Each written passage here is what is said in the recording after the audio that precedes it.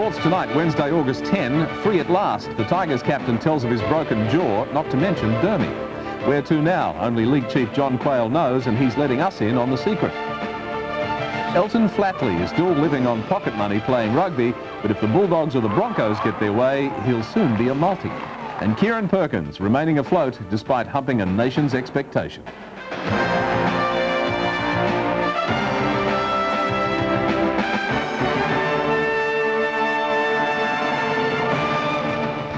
Good evening, everyone, and welcome. I'm Tim Webster. A monster night in sport, from the World Basketball Championships to the Commonwealth Games, just 9 days away.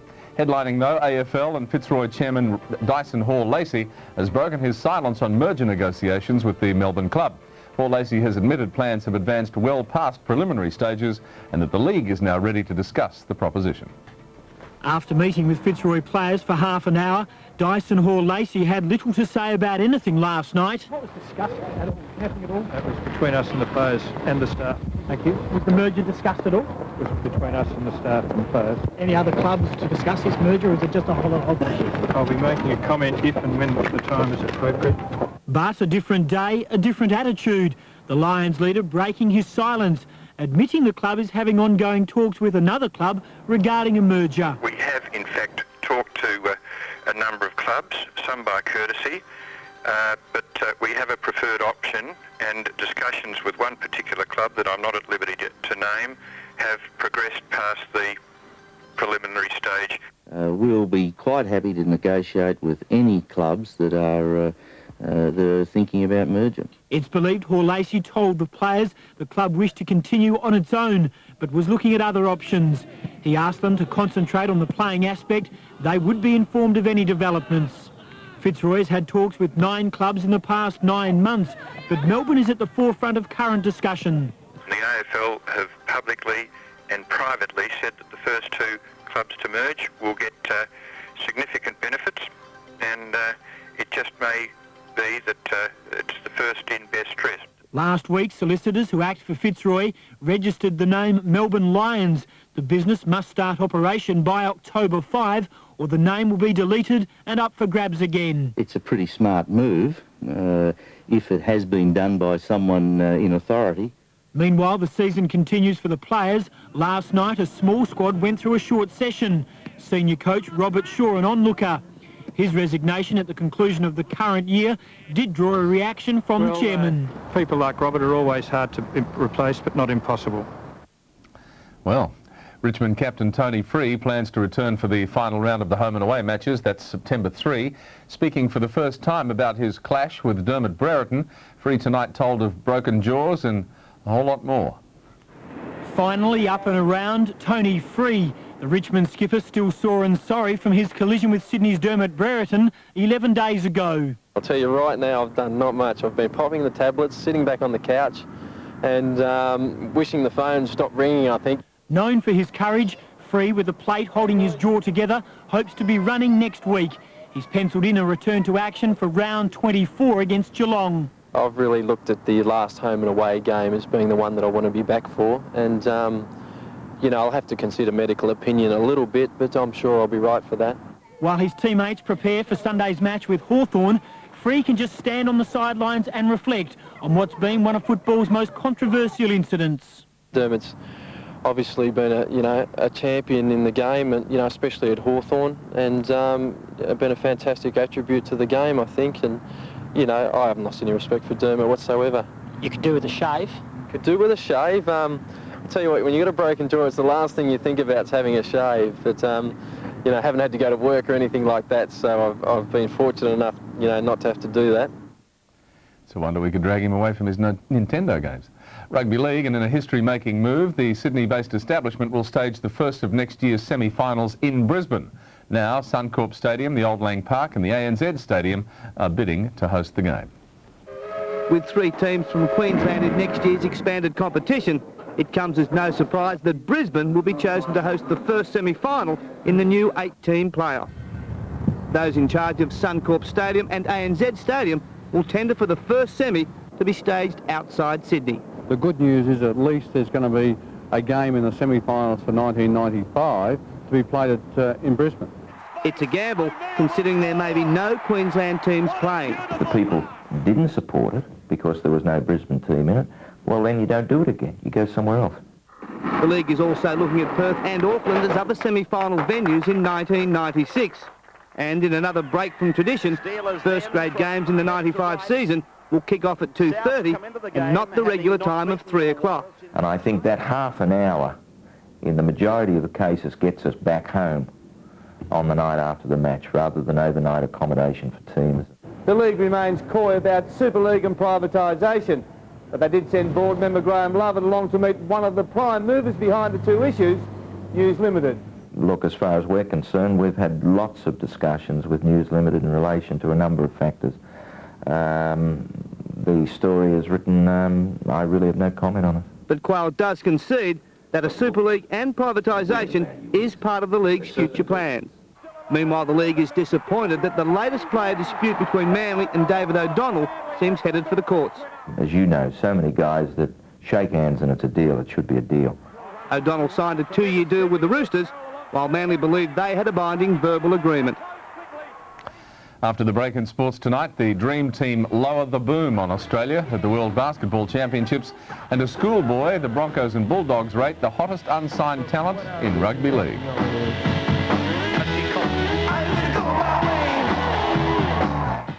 Beyond 2000, walk on a high-voltage highway. An electronic eye predicts the weather.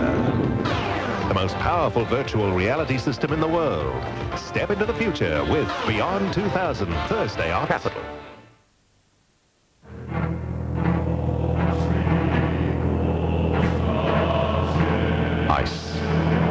Ice beer. A unique method of brewing, where the brew is super chilled in special chambers until ice crystals form. The crystals are removed, creating a refreshing, easy-to-drink beer with a taste and clarity unsurpassed. Only one brewer in Australia has the secret of ice. That is why there is only one ice beer. Han Ice. The Ice Age is just beginning.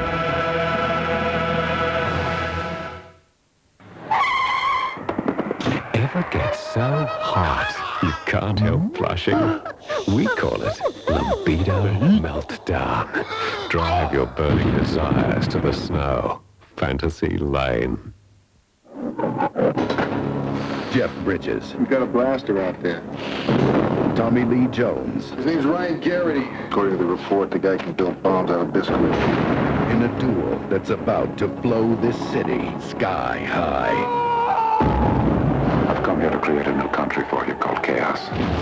And a new government called anarchy. Blown away.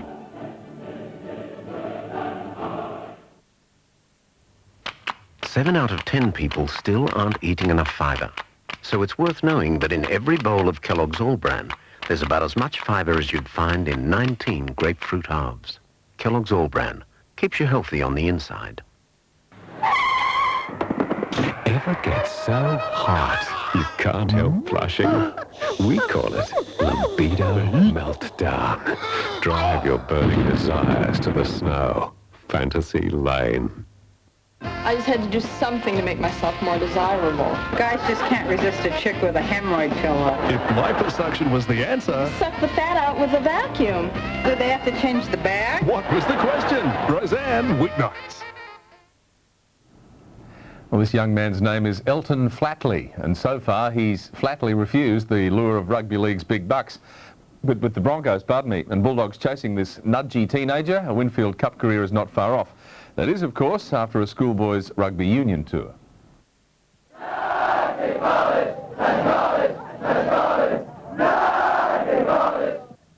The famous Nudgee College of Brisbane. The corridors echo the proud rugby tradition of more than 100 years. But the class of 94 boasts a rare footballing talent. First 15 captain Elton Flatley already has enjoyed 3 years in the school's top grade, and at 17 still has a year to go. Since he's first selected the first in Year 9, he's been very valuable to our sort of success here at Nudgee. Been a good fellow to coach as well. This year, young Elton led the first to their second successive GPS premiership. prompting top rugby league clubs to seek his services. He's under scholarship already to the Brisbane Broncos, and Canterbury are keen as well. We'd love him to play rugby league with the Broncos in future years, but I suppose he's going to have some big decisions to make in the next few months. He's very tough. He gets marked a lot up there now because he's a well-known name, but he still handles it pretty good.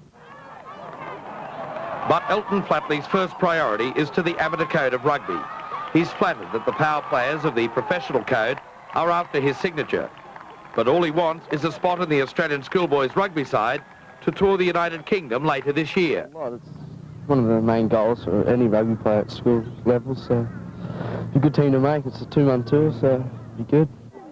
But as the unassuming 17-year-old chews over his long-term football future, he can be sure that whatever decision that he ultimately makes, his prospects are very rosy indeed. Yeah, boom, boom time for the Australian Boomers. Centre court in the World Championships first quarter-final. Australia's dream matchup with the United States was right out of Elm Street. For half the game it was a battle, then it became a slaughter as the Dream Team hit turbo drive. A match any pro basketballer lives for, to run with legends. Few have had the experience, and for 8 minutes of this game, the Aussies thought they were dreaming. Side from heel to break the first dunk of the ball game belongs to the Boomers. The Boomers' 17-10 lead had US coach Don Nelson dragging his men to the bench. Even then, it took the Americans another 7 minutes to tie the game at 24 points. 10 minutes before half-time, the Americans showed the Aussies plenty of respect with a renewed defensive effort, and smaller players like Kevin Johnson were hurting on the fast break. Suddenly, a struggle for the US became a 14-point half-time lead. Very tough to try and do. Johnson down the middle again, and slammed down the middle. That was it. Despite the oasis of supporters, Australia began the second half with a scoring drought. The Dream Team shooting more than 70% compared to 38%. He's not the type that'll take to the basket. Reggie Miller. There were glimpses of what the Boomers knew they could do. Just quickly, three-point shot from Patrick Reedy and a dunk from Mark Radke. Andrew Vlahoff did leave his mark on Mark Price before fouling out with just 5 points. Shaquille O'Neal didn't even have to play in the second half. By full time, somewhere in the smoke, Dream Team 2 were 56 points clear. The Boomers now have to look at what they achieved in the first half to stay confident. They need to beat Russia tomorrow and Puerto Rico on Friday to make the medal round. In the other game, Russia beat Puerto Rico 101-85. Too good, sums it up. Back home to a volleyball Grand Prix, a mega-dollar international competition. Australia up against the cream. Cuba, Japan and China starting this Friday night at Sydney's State Sports Centre. Warren Smith previews the action. In an era of outrageous sporting statements, the Australian team is refreshingly realistic about their chances against such vaunted opposition. The Cubans are the world champions, China is ranked 2 in the world, and Japan are number 5. Australia, a developing nation in volleyball terms, is 25th in the world. We'll be very happy with if we make our opponent play volleyball against us. In other words, if they feel like they have to run their offense and play their defense, certainly if their coaches call timeouts. The reason for the Aussies' down-to-earth approach is simple. In the Cuban team is an athlete known as the Michael Jordan of women's volleyball. At 5'9", Maria Louise is an unremarkable height by world standards, but her leaping ability allows her to dunk a basketball. I think the world's in awe of those kind of gifted jumping athletes. If you're a great jumper in our game, everyone admires you because the game is played above the floor. When you look up to her to be the best in the world, it's going to be pretty exciting to see her on the other side of the net. Yeah. And coming up, Major League, Tasmania's ultramarathon, running into Victoria, Canada, and strike 3, American baseball's all out.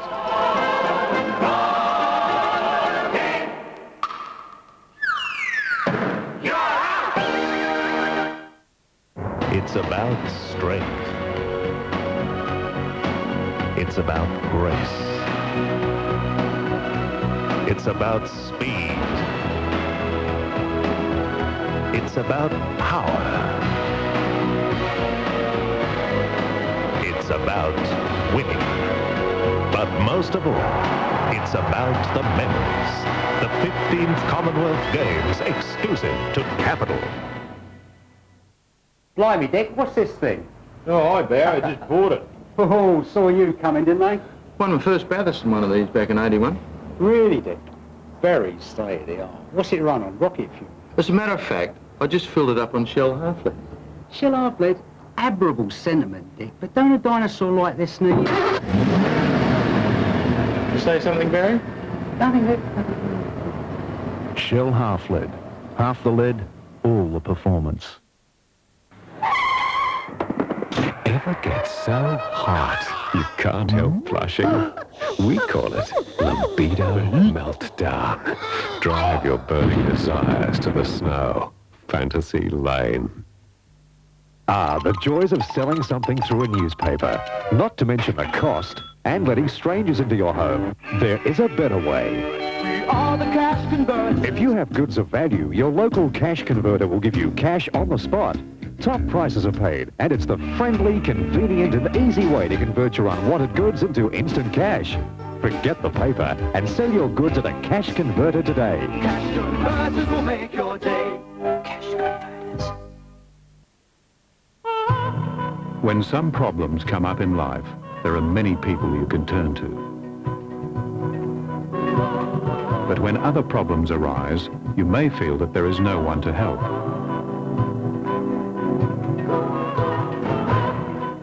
But there is. For the price of a phone call, Lifeline provides confidential support 24 hours a day. Please, give your community peace of mind. Girls, Sydney's hotshots are coming to town. Don't miss Australia's ultimate fantasy exploding to life on stage. For the first time, see Australia's hottest men in the all-new, all-male dance sensation that's sweeping the nation.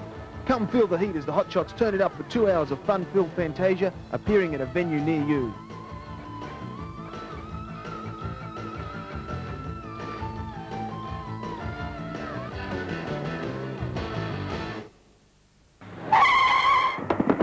Ever get so hot you can't help blushing? We call it libido melt dark. Drive your burning desires to the snow. Fantasy Lane. Well, this coming Sunday, baseball stadiums throughout the USA may only echo to the whistle of the wind if the players' threatened strike goes ahead. This report from CNN's Jeff Flock on what American sports reporters are already referring to as an extended off-season. The Chicago Tribune. I don't see any solution at this point. The New York Times. I have no doubt that there will be a strike. The Detroit Free Press. I wouldn't be surprised if we don't see baseball the rest of this year. They all agree there'll be one, but what do baseball writers really think about the strike? The players were starting to gain some trust in management when Fay Vincent was commissioner, but the owners got rid of him. At the talks in New York, two of America's senior writers see the onus on the owners. I think that the owners have made a strategic mistake, and that is that they're trying to impose a salary cap. Differing views from the press boxes. The players are not without blame. They're pretty much to blame. The owners have some strong points this time that they may not have had in the past. Advantage owners, says the Cubs beat writer for the Chicago Tribune. His Sun-Times counterpart says advantage players. They don't seem scared at all. Even the young ones who use the money, they're glad to be in the major leagues. They're holding on by their fingertips. They all swear by the union. On sports writer Rob Parker's Detroit radio show, blame is all they talk about. His take? I think the players have no choice but to strike because the owners have pushed them into a strike. How long will the baseball strike last? Finally, at the Chicago-based Sports Writers on TV show, the subject, the fans.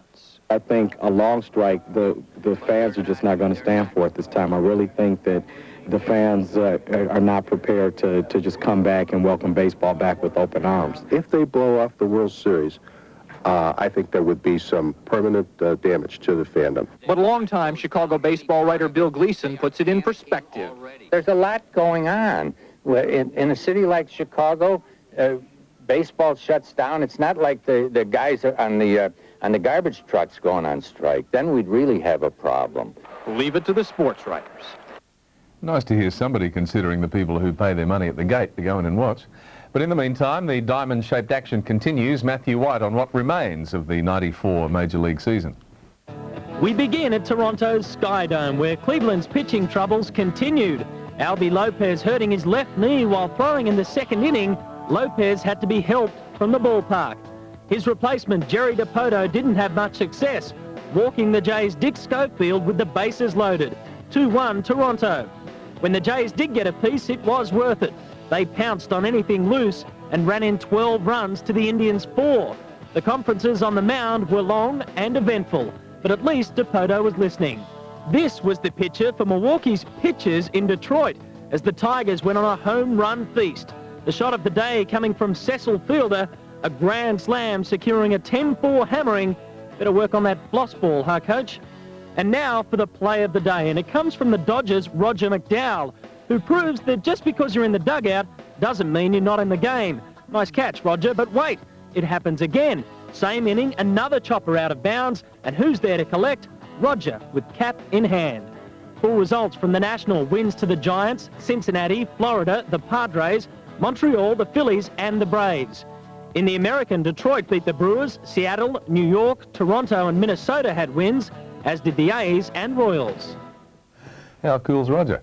To Tasmania for Day 5 action in Telecom's Ultra Marathon, featuring another plod through the snow for a group of athletes now just struggling to finish this Friday. Southern Cross TV's Steve Titmus reports. The leader after the first 4 days, Hungary's Yanis Bogar, was cruising 1 minute. Next, he was wincing in agony, inflamed leg muscles ending his race. Another withdrawal, Australia's James Rooney. The Russian gladiator, Anatoly Krugelov, again burst away from the pack, forcing Greek champion Yanis Kouros on another lonely chase. The two-man war raged through some of Tasmania's toughest terrain and into the snow country of Cradle Mountain. The scenery looked like an Arctic wasteland, but Kruglakov's eyes never shifted from the road ahead as he broke Kouros. In 20 kilometres, they climbed 1,000 metres, jogging, walking, struggling. The Greek was travelling poorly. He slipped a third as Kruglakov, a Nordic skier for 20 years, powered away to win the stage by 24 minutes. Afterwards, a distressed Kouros said he didn't want to leave his bones in those hills.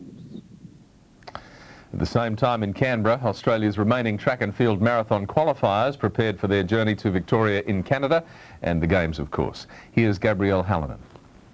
Simon Baker, champion racer! A fanfare greeted Simon Baker at the airport this afternoon as he checked in for his flight to Victoria, Canada. Baker, the veteran of the Australian team, admits although it's his third Commonwealth Games, the nerves are still there. Now it's becoming a whole lot more real, and so I'm really starting to get a little bit fidgety. Baker and training partner Nick Ahern left late this afternoon. The two AIS-based walkers still with 16 days left until their event.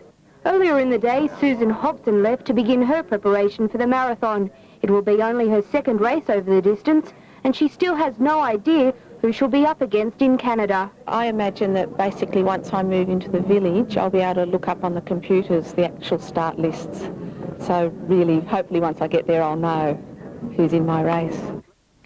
Still to come in sports tonight, our Commonwealth Games special featuring Kieran Perkins. You've probably heard of him.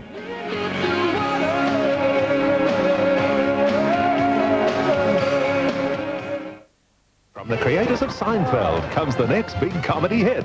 A show about love. We'll have dinner. I really think we should have sex. A show about marriage. I'm trying to imagine what it would look like in our apartment. Do you have one with dog hair already on it? A show about friendship. This would look good on you. That would fit great if I could take my ass off. A show about... Maybe I should get a gun. Not much, really. Oh, yeah. You should get a gun. So, if you're mad about Seinfeld, You don't scare me. You'll love this Emmy Award winner. Our next table has to be a king. Mad About You, soon. Party on, disco dudes, to dance beat of the 70s. Bump, hustle, or just plain boogie. Dance beat of the 70s. It's groovy, it's far out, and it's available now from Concept. A few miles to the north of here, I've found the best barramundi fishing spot you ever did see. I'll show you how to get there. You've got to go over these steep mountain ranges and a few creeks and things, and they can be a bit tricky, but then you come out in this great big black soil plain. It gets a bit boggy at times, and hang on a minute, let's face it. If you haven't got one of these Land Rover Defenders, there's not much point in me showing you, is there?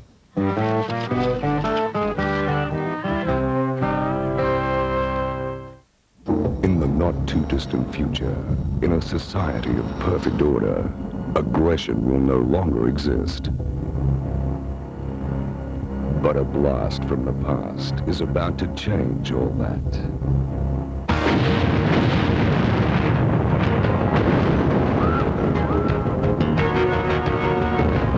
Demolition Man. Guaranteed. Another reason why the choice is easy. Video easy. Send in the Marines! Ripley's got the power loader. All the firepower a Marine could ask for. When things get buggy, sting 'em with the Stinger. Rock 'em and rub 'em. Ugly aliens getting you down. Send in the Marines. Aliens. 7 out of 10 people still aren't eating enough fibre. So it's worth knowing that in every bowl of Kellogg's All-Bran, there's about as much fibre as you'd find in 21 new potatoes. Kellogg's All-Bran keeps you healthy on the inside.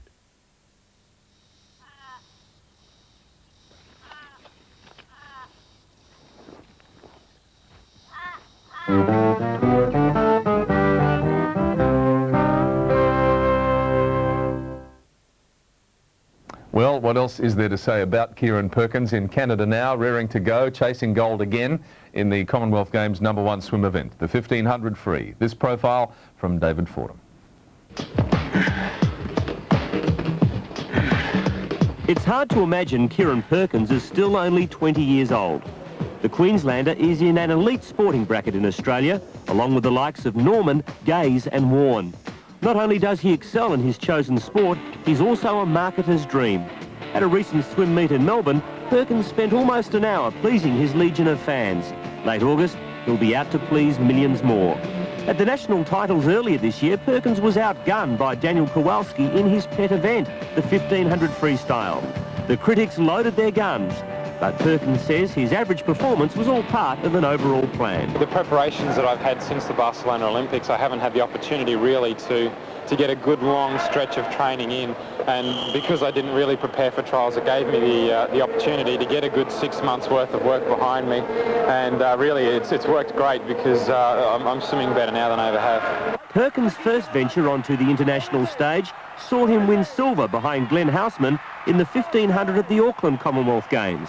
Since, he's become a superstar, a dual world record holder and Olympic champion.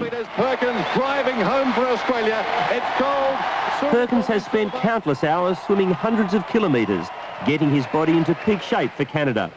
Everybody expects him to win every event he contests, but he's not letting the pressure get to him. There's ups and downsides, I think, to every situation like that. The best part about it, I guess, is it keeps us on our toes. We have to make sure that everything's going to plan and we keep everything under control as best as possible. But really, it doesn't bother me too much. I try to shy away from it and not let it get to me. The 1500 in Canada will be the Games glamour event. Perkins versus Kowalski versus Houseman. Just who will finish where is anyone's guess. Perkins can't wait for the big race. Oh, it's going to be fantastic. I think without a doubt it'll be Australia 1, 2, 3, but how those three eventually turn out, it's hard to say. It will be the race of the Games, though, I'm sure. Perkins has vowed he'll return to his very best for the Games. The only person he feels he has to impress is himself, and he's hinted another world record may be on the cards. Well, really, I just want to try and get back to my best. I haven't been there since the Olympics, and if I can come out of the Commonwealth Games with a few best times under my belt, I'll be more than happy. And the world record of the Commonwealth, any possibility in the 1500? Well, that's the best time, so... Of course, that wasn't Dasher reporting, it was Steve Quartermain, so our apologies to one of them.